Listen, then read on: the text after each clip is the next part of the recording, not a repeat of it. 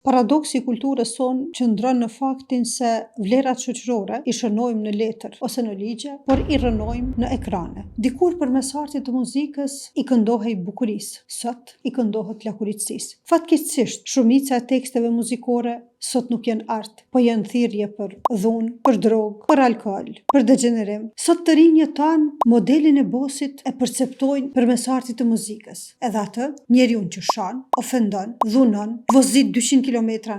Në anën tjetër, shteti ndon fonde për promovimin e vlerave kulturore edhe për mbështetjen e rinisë. Çka është gjithë ky paradoks? Nëse me të vërtetë synojmë të kemi një shoqëri me vlera, duhet i vëmë disa kufi edhe në ekranet televizive, edhe në media. Sot kemi oqë të shumta që mbajnë trajnime kundër dhunës në familje. Po në anën tjetër, në mbrëmje në emisione televizive, shfaqen si vipa pikrisht njerëzit të cilët janë të denoncuar edhe të dëshmuar për dhunë në familje. Fatkeqësisht sot tradhtia bashkëshortore shihet si zgjuarsi në shumicën e rasteve. E në anën tjetër, krijimi dhe ruajtja e familjes shihet si burg ose përgjegjësi. Nuk mundet me pas dashuri pa përgjegjësi. E gjithë kjo situatë po na bën me u ndjek konfuz, po na bën me pas shumë dilema brenda vetes. Në rrethana të tilla, me rujt familjen është sfidë, me rrit fëmijë të mirë dhe me ofru kësaj shoqërie është super sfidë. E vetmja gjë që ta qetëson shpirtin edhe ta përmbush zemrën, e t'jep pak shpresë është mbështetja në Zotin edhe lutje drejtuar Zotit.